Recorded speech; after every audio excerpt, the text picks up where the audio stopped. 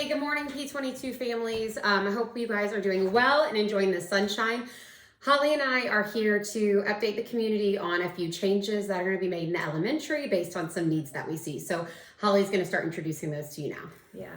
So we've gotten some feedback from different parents and some students and also some teachers that we're having some issues down in the the Lions and Tigers, right? Correct. Yeah, the Lions and Tigers classrooms, in that those kiddos need a little bit of extra help, some more parent involvement and some helping hands down there. So we've tried to do some classroom management kind of ideas and talked with the teachers and stuff like that, but ultimately I think that there's still some issues that are happening there that we just need more hands in the classroom. So we need more parents to be involved.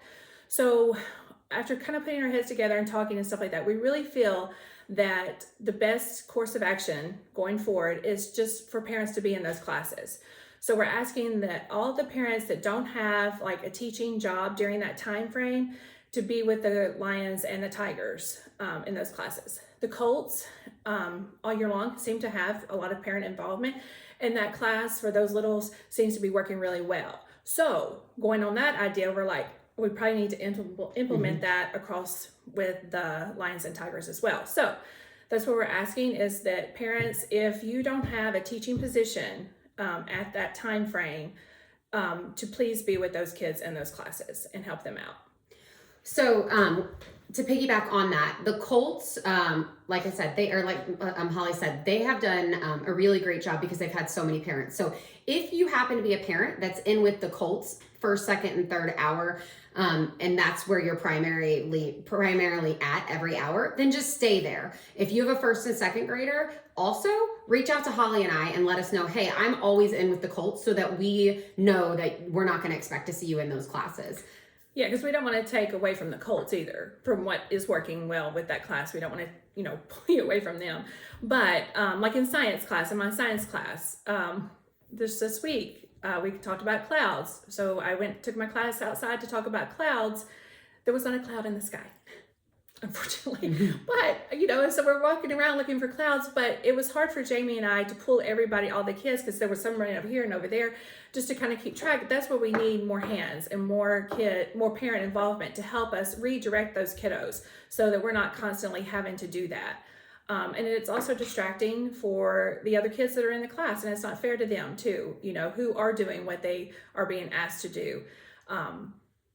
Yeah, and we have a lot of active boys in these classes, and we are not expecting everybody to fit into this perfect little circle and do the exact same behaviors. We're not. But there has to be a some sort of level of respect for the teacher, and not, talking to buddies or touching hands, all the things. And whenever the teachers are teaching, they can't be the ones that are helping those students keep their hands to themselves. So by having parents in the classrooms, we're asking you to be actively involved. So please, no computers, no cell phones, no having conversations in the back. We really need you actively involved to say, hey, put that down. Hey, we got to focus on Miss Holly, or, whoever the teacher is, and just kind of redirecting and making the class go a lot smoother.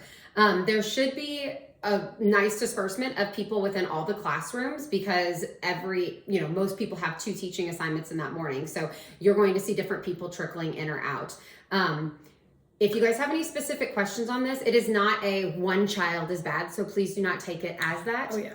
It is one child is talking, another comes in, and it's just a compounding problem. So It is not that we're saying your kids are bad. We're just saying there is a lot of energy, a lot of motion, a lot of movement in these classes, and we just need help reminding them, like, hey, these are the expectations and we need to keep them. Yeah, because that was one thing we talked about, was like, is there a certain behavior that's happening? And I was like, no, not at all.